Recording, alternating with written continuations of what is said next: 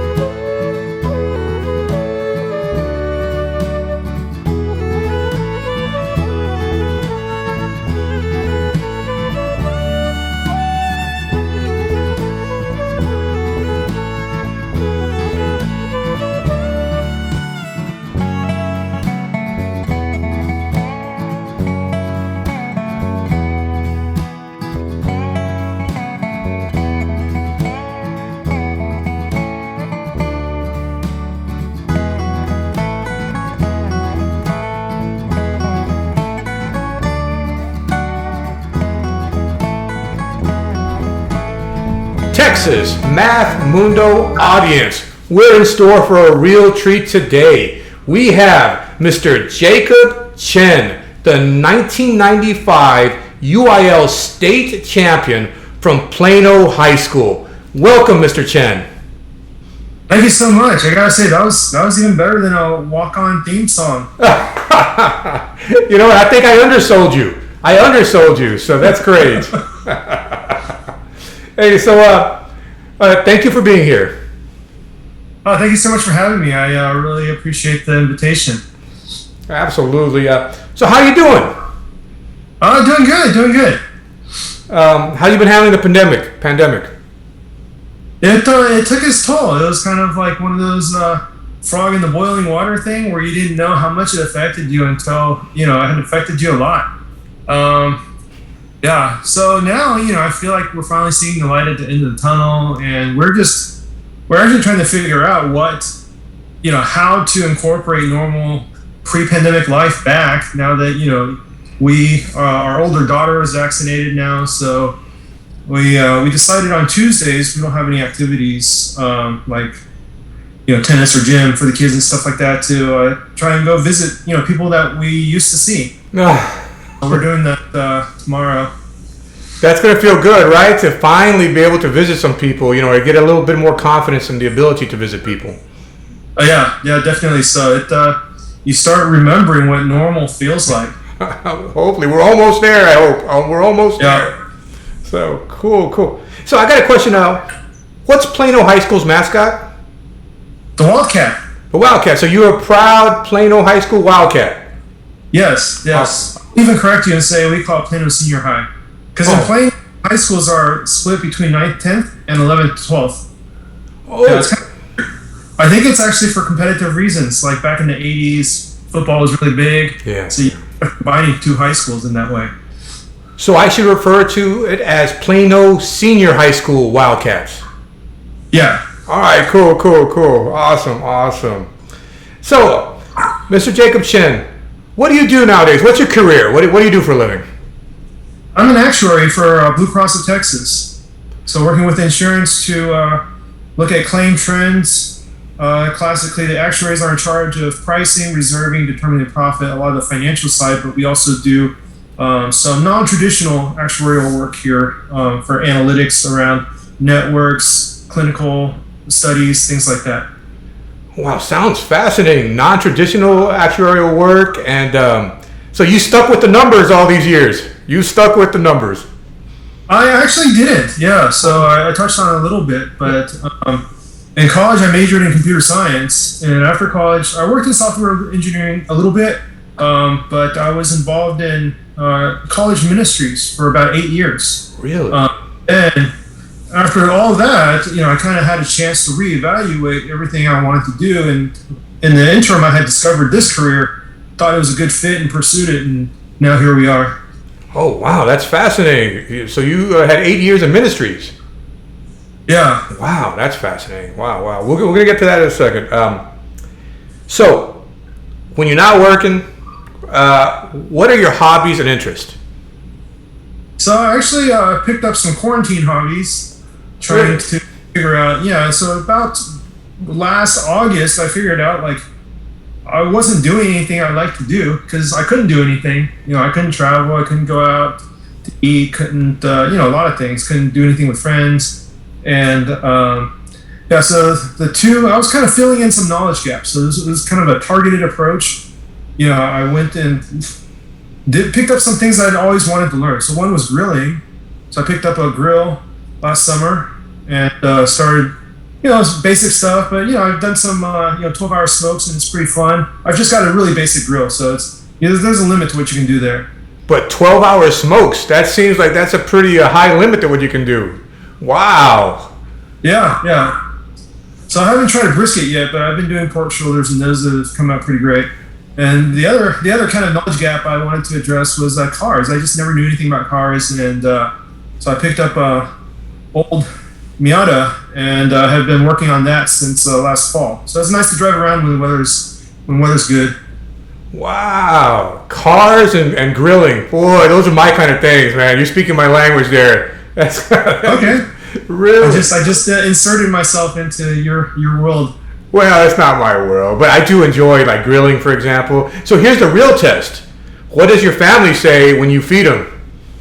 Oh yeah, they love it. So it worked out really well. I grilled a bunch of meat on the weekends, and then we'd had that part of dinner covered for a few days. That's awesome, man. That's great.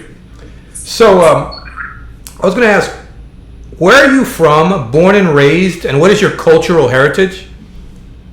So I was born in Taiwan, and I don't know how familiar you are with the history, but Taiwan and China have kind of a frenemy relationship, and so I kind of struggled with in my Chinese and my Taiwanese, because there are distinctions within, if you're in Taiwan, people are like, oh, you're not Taiwanese. So I never really knew. It's only kind of as an adult that I kind of started to untangle what all that meant to different people, and I still haven't quite decided what it means to me. But we moved to the States when I was 6 months old, and so I was in Tucson. My dad was in grad school until I was like 5. We moved to Plano. I did K through 12 here. So, the U.S., Texas really feels like my home. Yeah, absolutely. Well, you're 6 months, man. You're from here, man. This is your hometown. You're Texan. Yeah, I moved away a few times, but this always felt like home, and eventually just moved back. Awesome. So, I'm going to ask, when did you realize that you had a talent for mathematics? This was a real moment that I can really put a finger on. I was in 2nd grade. I had a math teacher, Mrs. Stringer. She had this worksheet called the Mad Minute. So it had like 30 problems, just basic addition, subtraction, multiplication, whatever. You had to do as many of them as you could in a minute. And I was finishing them, so she gave me a different one in smaller font that was like 50 problems. And eventually, she asked my mom to start bringing me to school early. And she's, borrowed a textbook from like maybe a 3rd or 4th grade teacher or something, and started just teaching me out of that. And I really, eventually, one day when I decided to become an actuary, I really reflected back on people that had made an influence on me liking mathematics, and it really started right there. And I actually looked her up. I went to my old elementary school. They had contacts for the previous principals, and they kind of keep in touch a little bit. And I had way far back. It turned out she only taught that 1 year. What? She had a child and then stayed home, and so she was a teacher for a year, and that was the year that just made such a difference on my life. And it was just kind of amazing how things work out. That is an amazing story. Miss Stringer? Yes. Sheridan Stringer. Yeah, I found out her first name later. Wow, that isn't amazing. She taught that 1 year. It just so happened the year that you were there, and she really, really inspired you. Took an effort to foster your talent. That's an amazing story to me. Did you get in contact with her? Yeah, so I made contact with her, and she remembered me a little bit, but it was just like, so long ago. I think I talked to her in like 2007 maybe, and I would have had her in 84. Yeah, so a lot of years in between. But that's so awesome. It's so awesome and it's so thoughtful of you to go back and try to reach her and say thanks. That is a thoughtful thing you did, and that's an incredible story. And I think it's so nice to take a moment and appreciate those that helped you. Oh yeah, I feel like we're all made up of just all these people that had small influences on us, big and small, along the way. And there's just it's innumerable. But when I can figure them out, I try to let them know, hey, I appreciate you. Because also for me particularly, growing up as a kid, as a teenager, I was kind of a rotten kid. I didn't say please and thank you that much, and didn't really know how to express myself, and so definitely wanted to go back and make that up. Wow, that's interesting. Wow, you gained some perspective. Apparently, you've gained some perspective. Oh yeah. Wow. Second grade, the Mad Minute, Miss Stringer. Mm-hmm. Wow, that's a great story. So, what was your introduction to competitive mathematics? This was interesting too. So around sixth, maybe seventh grade, there were a group of it was like a Chinese engineers at TI, something like that. And I think TI maybe partially sponsored it, but they put together a competition similar in style to a lot, ones I did later like UIL. But they gave it to, a bunch of maybe 6th or 7th graders, and had, made a special thing. They had an award banquet and everything. Wow. That was my first time doing anything like that, or being recognized, and it was like the DoubleTree, and it was like super fancy. And I remembered that, and as a result of that, I think my dad actually worked at TI, but I don't think he was involved with them. But he talked to some of the other people putting it together, some of the other parents, and some of us went to the same middle school. And Math Counts is a program for middle school students, and we didn't have that. And I think the parents talked to the school administration, and they just said, they didn't have the means to support it, maybe the teacher sponsorship, things like that. And so the parents actually put it together. And one of the kids in the same grade as me, his mom taught Algebra 2. She was later my Algebra 2 teacher, but in high school. And so she and our parents, well, she was also a parent, but, I guess maybe a more educated parent as an educator, they kind of coached us. And we won our district, regional, or I don't know if there's regional for that one, but we went to state for Math Counts. Wow. And so, so started around middle school, just did a lot of, and those parents were the same ones that told my parents, were like, hey, your kid can skip, 7th grade math. Their kids had to skip 6th and 7th grade where they were doing algebra in 6th grade. So they were like, have your kid do, so it must have been during 6th grade, because I started taking algebra in 7th grade. And so, so I got, just something that kind of came naturally to me. And so I think, I was a pretty simple kid, do what you're good at, do what you get recognized for. And so, that's how I got my start. There's several things I love about that story. One of the ones I really love is how the parents took the initiative to start coaching the kids in Math Counts. Yeah. I really believe every school should have a Math Counts program, because that's how beautiful it is, the problem solving, and it's such a beautiful program. And the fact that the parents took the initiative, that really speaks volumes. That's really awesome. Yeah. There's a lot of things where Asian parents are a little bit hesitant. They won't speak up, do things, but when it comes to education and math, they'll do a lot for their kids. Hey, then they get serious, man. We're gonna go talk to the principal. That's awesome. That's awesome. Yeah, that's one of the few things I can think of my parents being kind of I don't know what you call it, causing troublemakers. No, it's watching out for your kid, because you love your kid. And so you're gonna go make sure that the programs that are gonna benefit your kids are available. I actually encourage every single parent to make a phone call to your middle school principal And the man math counts. See, I'm going to stir some troubles right now. There you go. Yeah. But no, it's true. It's beautiful. It's great problem solving. I do think parents should take the initiative and at least communicate their desires for certain programs at school.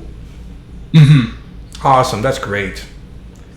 So I'm going to ask you, who inspired you and who shaped your value system?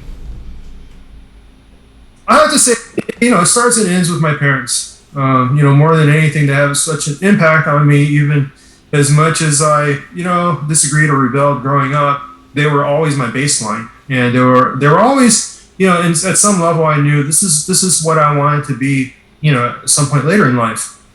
So, different phases of life, I wanted to do things differently than they did. So I have to start there, and I don't know. There's just too many people you can name, but it's people have profound effects on your values, how you see things, the decision you end up making. I think all your teachers have some impact. Your friends, your coworkers. I think it's a constant thing, definitely. But I think you just kind of acquire a piece of everyone you interact with. Absolutely. Especially Miss Stringer in second grade. Yeah, that's a special one. Absolutely. That's great because you had countless number of people touch your lives. I agree, and they impact you. So I was going to ask, what was Plano High School like in the mid '90s? It was booming. I chose to move back here, and it's different now than when I was growing up. But it was right in the midst of Plano was just explosive growth in the '80s, and I think there's always a number of Texas cities on that list, and so that that title kind of moves on. But yeah, so when we were in the '90s, this is before Plano eventually had a third senior high school. It was Plano East and Plano when I went there, and now there's Plano West. But before they built Plano West, the graduating classes, it was like just about to explode. My graduating class was around 1,300. I think it got up to close to 2,000, maybe 1,800-ish, before they actually split. And so, it was kind of unique high school environment. It had some college feels, in some sense, because you could really, dive into, if you liked math, if you liked computer science, if you liked physics, all these academic opportunities, you could, there were a lot of, it had a lot to offer just because, you had enough students that were interested in physics C, you could offer it 2-3 classes. So yeah, it was definitely a big high school with a lot going on. Oh, that's gigantic. A class of 1,300, you said? Something like that? Yeah, and you maybe know like 200 of them, right? And so reunion several years back, I think it was the 20th reunion, and I looked at and I don't know if reunions are a thing anymore with Facebook. People are more connected than they used to be. But I looked at who was going, and I was like, I don't know anyone. Yeah. My friend group to see who was going, and people were pretty far off and weren't really going, and so I was like, I guess I won't go even though I live locally. But when I looked, I was like, I don't know any of these people anyway. It was so gigantic. Yeah, it's enormous. But it does afford opportunities. You say like they had several classes of physics C. So there's a flip side. The bigger they do have to afford some more opportunities in some ways. Yeah, all the AP classes you could ever want to take. Yeah. Interesting. That's very interesting. So, did y'all actually have a team? Like, did you have teammates and a coach, or were you just like a lone gun out there? Were you a lone person, just a lone wolf, or did you have a team? Oh yeah, we definitely had a team. Like 9th, 10th, 11th, 12th grade. We had a coach, Miss Eshelman, Miss Foster. We traveled all the time. So it was like weekends, every other weekend or so. There was some sort of competition. Here, one of the other ISDs. We went to like Wichita Falls. We went to Waco. We went, kind of traveling all over the place. Whoever was holding a UIL competition that weekend. So can you make a shout out to your coaches again and to your teammates? Okay, so yeah, my teammates. I feel like we were just the same friend group. We were just doing it because we were friends and we liked math. But yeah, Pat Chang, Masa Lin, Tai Lin. We were just kind of going everywhere together. And my coach, Ms. Carolyn Foster, she was the our calculus teacher. Wow. All right. So were you all a cohesive group? Yeah, I would say so. We did a lot of different things together. We also had all an orchestra together, so it's kind of like. So going to all those tournaments and stuff like that, you really bond. The whole tournament experience and discussing the problems together. I think I find it to be a very bonding experience. Yeah, yeah. You have. I don't know that we had talked about the problems that much, but yeah, we just like competing against each other and competing as a team. There's not much opportunity to actually work together. There's a lot of times it's adding up individual scores. I don't know if the format's any different, but there were some competitions that were more focused on teamwork. But that's one thing I felt like, well, I personally like just working on my own and not having to argue like what I thought was right. That's probably one of the reasons you're so good. So yeah, that's one thing you're bad at when it's like, well, I think my answer is always right. So what were your study habits? Oh, that's a funny question. I'm kind of curious what other people's answers are. I'm gonna have to watch some videos to see. I didn't learn how to study until I decided to become an actuary. I had to learn to study for that. So I never studied all through high school or college. I was the kid that was like before class scribbling answers on a piece of paper to turn in homework. I had teachers that felt bad because my homework average was so low and they would just give me my test average. I don't know, I'm not going to name names because I don't know if that's allowed, but somehow they did that. It's allowed. I've been teaching over 20 years. As long as you can justify the grade, you're fine. Wow. So I literally didn't turn in homework for classes and the teachers, would still give me an A. And I was like, I don't know how this works. So it was your actuarial pursuits that caused you to discipline yourself a little.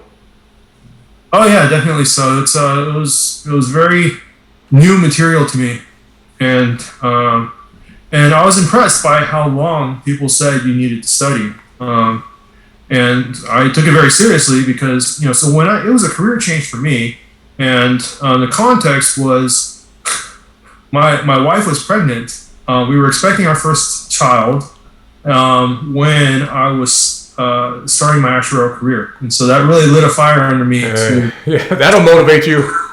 Oh yeah. So it was a different mindset. It was like can't fail. Wow. Yes, having a baby, man, that'll make you grow up real fast. Wow. Wow, that's interesting. That's very interesting.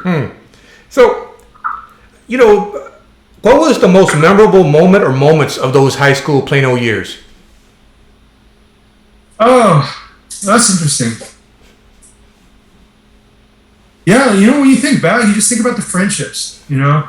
I have one friend from high school that's really good at keeping up. Whenever he's in town, he'll call me. We'll have coffee together, and whenever I'm with him, thinking back about high school, I think about what are our friends doing, and I have maybe some rose-tinted glasses. I'm sure it wasn't as great as I remember, but what I remember were all the great things we did together. I wasn't good at studying, but people were good at making me study because they would ask for help on homework, and that would make me learn something. There's another friend I credit for helping me graduate through college because he would always want to study together before a test. I didn't even know when the tests were. Like in college, I wasn't even good about attending classes. But yeah, just remember those friendships, those trips. Yeah, those are the things that really stick with me. I just want to mention because you talked about the reunion and you didn't know anybody. I recently went to my own reunion after 30 years, my 30-year reunion, and it's so different coming back. Everybody's your friend. In high school, you're stuck in these cliques sometimes. But when you grow up and you come back and everybody's an adult, it's so much better. I believe it. Yeah, high school's a weird time, and everyone's, what you think is important and what you're, judging people about. Yeah. Weirdest things ever. So the only time you'll ever care about that stuff. No, it's so different now, guys. It was so different. So it was so great, So just so you know, hey, 1991 I think was the first year they had a math state championship. So you're like towards the beginning, like one of the first math state champions there was. How does it feel to be a state champion, man? How was that like?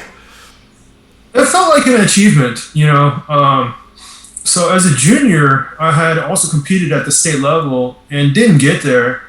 And I remember, that's funny. I looked at the archives because I was starting to think about this, and I remember the year before my senior year, my junior year, I thought I remembered who won, but when I looked, it wasn't who I thought it was, and so I'm wondering if I misremembered, or I don't know. I don't know if they vacated their prize or something.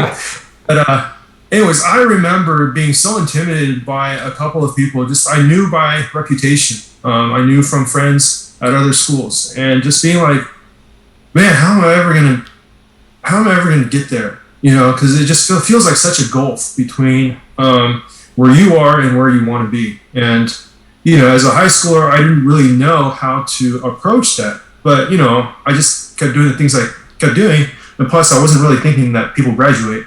But I got there, and that really felt like an achievement because I had felt some disappointment the year before, where it just like, is this something I could ever do? Wow! And then you were on the top the next year. Then you were on top. Somebody else was saying the same thing about you the following year. Yeah. Awesome. Where do you keep that gold medal? I had a whole. The whole mantle was full of trophies because the one thing was all these competitions were really good about giving out trophies, and so you go to them and you start collecting them, and it's like you can arrange them, make it look really good. And the math counts ones are really cool because they're like these wooden triangles, and so there was a regional because I had 3 sizes of triangles, so there was like a small one, a medium, and so I had like 3 of each of those. And I had them arranged in the middle, and I was so proud of that. And then I think one day after college, I went back to my parents' house, and it was still there. And it was just like, I'm all, I think it's really special to me still. But at some point, you close that chapter, and so I'm a bit of a pack rat. So I put them on a box, and I put them in my parents' attic. I don't even think. They probably know. They've probably been in the attic enough times back there since then where they looked to see what was in there. I even kept my math counts t-shirts that say property of the mathletics department. Those t-shirts are in their attic still. Wow. You need to find that state medal and frame it because you got bragging rights. You could tell your kids. You could say, look, state champion. I think that's real bragging rights, I think. Yeah, I'm trying not to put that pressure on them, but I think slowly coming around. She used to feel like math is too hard. Like, no, it hurts me to hear that. And then last year, she worked really hard to get this straight A award, and I asked her like what class she really liked, and she's like, I like math, and so that just warmed my heart. But that was music to your ears. Analytical heart. Music to your ears. That's great. Awesome. So, did you say, where did you go to college and the degree earned? What was that? So I went to UT Dallas. I got a computer science degree. Oh yeah, that's right. You got computer science. Do you feel that your UIL experience helped you maybe in college or in your career path or anything like that? Career path for sure, yeah. So I didn't quite realize the breadth of everything that involves math. Of course, everything does. But even that a math major would touch, or even the difference between a mathematics major versus applied math. And so what kind of turned, I went to a math camp for a few summers, and I really enjoyed that, and I enjoyed the people. But one thing that I felt like was it was a little bit too hypothetical. I had a hard time wrapping my head around things where it's like prove 0, and that was just hard for me. And so it was very number theory oriented, building toward public key encryption, and I just didn't love it. And it made me feel like maybe I don't love math itself. Maybe I loved competing. Maybe I loved test taking. And eventually, when I found the actual career, that's something.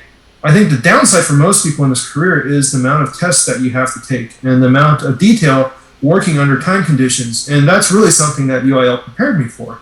And so it's like, I would say there are not everyone even finishes the exam. It's a very difficult exam. I'm not, number sense and calculator, obviously, I don't know if people finish that, but there are amazing people out there I've met. So I wouldn't be completely surprised, but those are really quite intimidating. But the mathematics exam feels like a good balance where it's just like, if you work quickly, it's just enough time to get through everything.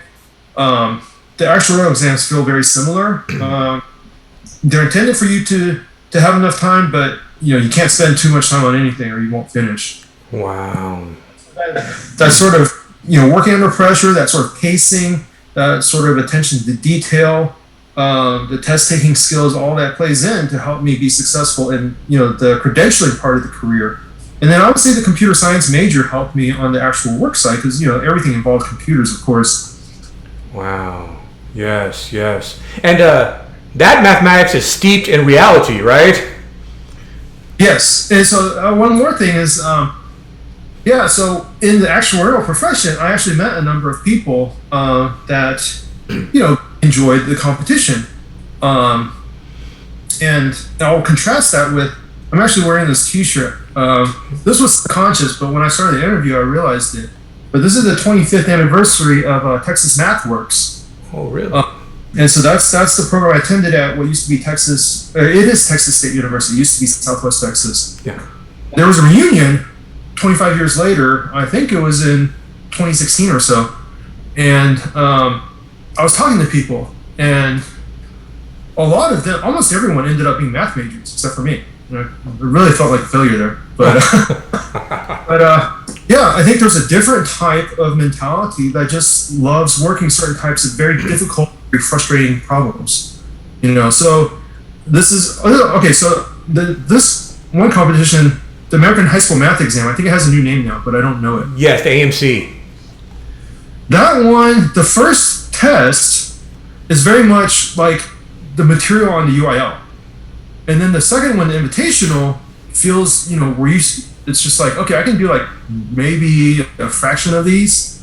And then the test for the Olympiad, oh my gosh, I have never felt, I forget if it's a 4 or 6 hour exam, but I just looked at it and I was just like, what do I do? I didn't know the first place to start. And I would say the people that like the first test are completely different from the people that like the last test. They're completely different in nature. So anyways, if you like the first one and not the last one, the actuarial may be the career for you. That's where I ended up. But if you like that last one, I think a lot of the people I was with in math camp that ended up majoring in mathematics, they really enjoyed that and the research and the problem solving side of it. The career, there's a lot of different thinking that goes on there. I completely understand what you're saying. I sat through the HSME and the AME and the USAMO stuff. That sometimes I'm lucky if I can make sense of the question in the last. You know what I'm saying? So I know exactly what you're talking about. That 6 hour or 6 question exam, or I know exactly what you're talking about. So wow. Nothing in my life prepared me for that. I just sat there and looked at it, and I was like, everyone outside is thinking, I did great on those exams, and I'm here not having the first thought about how to start this problem. That's funny. So you're back in Plano. You've come full circle. You're back in Plano. Yeah, full circle. You ever step back inside that high school? The high school. I have stepped foot in there. I went and talked to my teachers. I did talk to my teachers, yes. This was back when I was trying to decide what to do. I was considering an actual career. I was thinking of, pursuing maybe an MBA. And I thought to talk to them, one, to get references for MBA applications, but two, just because, they knew me at least a certain point in my life and could probably give me some insight that I might not see in myself and, some direction to help. I definitely went back there. Actually, when I went back, the trophies we won as a team in 1995 were still in the case. Really? 2007, 12 years later. But I did go again since then, and I think they were not there. But they were still there. Wow, that's interesting. Okay, I'm going to ask you a couple of questions, more retrospective and advice. First, what do you value the most about that UIL journey?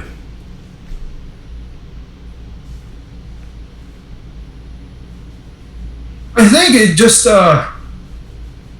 it taught me to set goals, and to work for something and to achieve it. And I think that ultimately, it applies to so many things in your life. It gives you, it it's that first time walking through it, maybe, where you set your goal on something, you get there, and whether or not you achieve your goal, you achieved something. You made progress, and you did something that is worthy to celebrate. Whatever you did, as long as you worked hard, you achieved something, and that lays the groundwork for a lot of similar things in life, where how you approach a challenge, how you approach a goal, and I think it's not something that afterward I would have said, oh, this is now I know how to do setting goals. But looking back, it was one of the first of many repetitions of a similar behavior. Where whether your goal is to achieve something in college, to get into this grad school, to do something in work, in life, in your career, whatever, I think it's a very similar mindset, and I think it helps to set a goal on something larger than what you're looking at in front of your face. Wow. Mr. Jacob Chen, you're a state champion. You were number one. That's so incredible to me, because you think about the vast state of Texas, and you were number one in 5A when there was only 5A, by the way. And so to be number one, that's awe-inspiring to me. I think, you got this lineage of champions through the years, and you're part of that. You're part of that beautiful Texas tradition of UIL, and you were a state champion. So a lot of people are going to look at that and be awe-inspired. This is your opportunity now.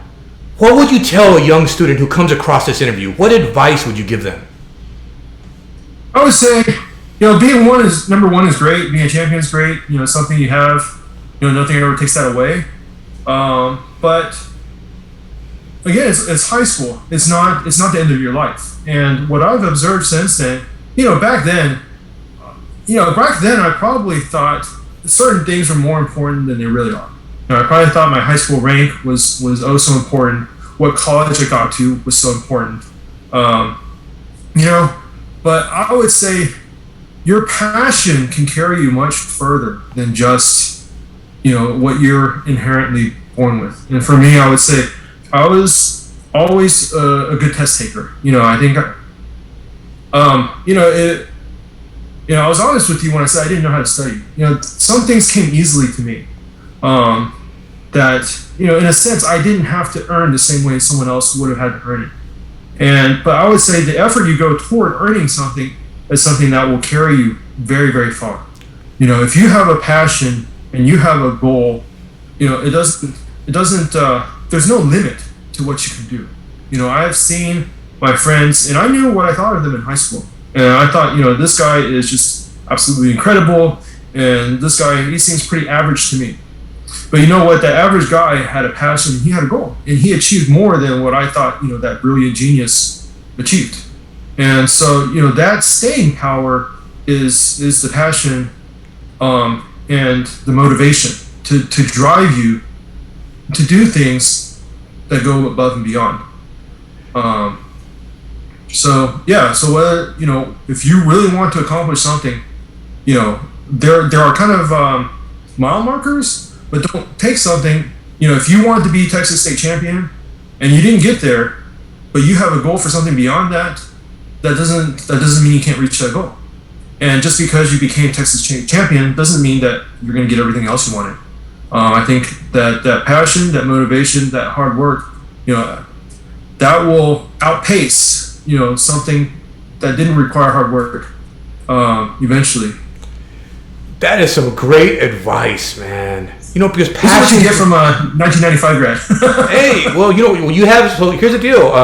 You have some distance, from that experience. You have some perspective now. You have some wisdom gained, through living a life, through having been in the workforce, having been, So this comes, with some experience, and I think you said it eloquently. What you just said was so beautiful, so eloquent.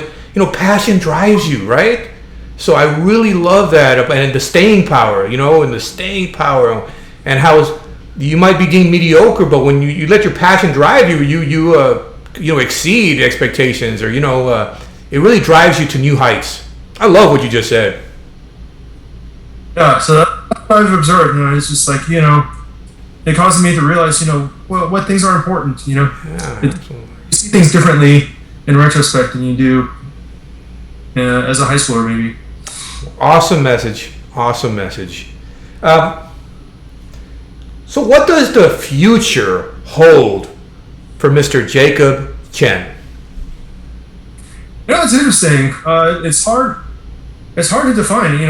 I feel like in personal terms, I hit a lot of the things I wanted to. This is kind of weird to say, but a few years ago at work, if you told me that hey, you got to this level at work, if you had asked me as a college student, hey, what are your goals? I would have said there. And so I kind of achieved what I wanted career-wise, and I guess I would say I'm not 100% career-driven as much as some people are. And at this point, my biggest interest is my family. I have 2 daughters. One's a teenager, just became a teenager.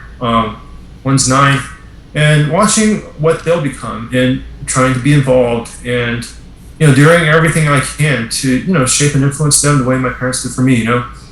And so. They have their own course that's going to branch off, and beyond that is kind of a great unknown to me. It's going to be really exciting and challenging, I'm sure. Very beautiful, very beautiful. You're now the family man. You know what I'm saying? And that's very beautiful, Mr. Chen. Very beautiful. So, any parting words or final thoughts as we conclude this interview? I think the way you ask the questions is very reflective, and I think it's really good. And I think you must feel a lot of the same way. But I would say a lot of things that you're pursuing as a high school student today are not goals in and of themselves. But even though you don't know what your eventual goals are, the goals today, by being involved in things like UIL, they set you up for success later. And there are other things that you'll need. And even as a high school student, I didn't know what those things were. And you kind of learn them along the way. Or I wasn't very good at talking to people and learning from people directly by asking the right questions. And kind of had to learn by trial and error, but eventually figure out what those things are. And having those experiences, having those tools, is a great asset to you later. And so, even if one day, your life achievement isn't what you did in UIL, what you did in UIL is integral in what you achieve later. It's all interconnected, man. It's all interconnected. Wow. Definitely. So, 1995, state champion, Plano Senior High School, Jacob Chen. I've enjoyed this conversation so much. I've enjoyed your perspective. You're part of that chain of champions, of the Texas UIL state champions, and you belong there, and you have such to me, it's so, wow, state champion, man. That's so incredible. I really in awe of state champions. So I just applaud what you did. I applaud you. And here's the deal: if you ever end up in Houston, I hope you give me a call. Let's go get a taco, have lunch, and I'd really think I'd enjoy meeting you. So I'm extending an invitation, man. You end up in Houston, you give me a call. We'll go have lunch, man. On me. Okay, I'll definitely take you up on that because I got a trip there planned in August. Let's do it, man. Let's do it. I'm dead serious, man. I really enjoyed it. I've enjoyed this conversation, and I think that I would really enjoy just sitting down, having lunch and chit-chatting. That would be very enjoyable. Yeah, definitely. That's one of my goals, to get out and meet people, to try to transition back to normal life for myself. Yes. Mr. Jacob Chen, I can't thank you enough. I really appreciate you. So, Mr. Cantu, thank you so much for having me. It's a great honor, and I feel like if I could help anyone else, this is all worth it. Yeah, your story is great. Farewell. You take care, okay? Okay, thank you so much. You too. Farewell.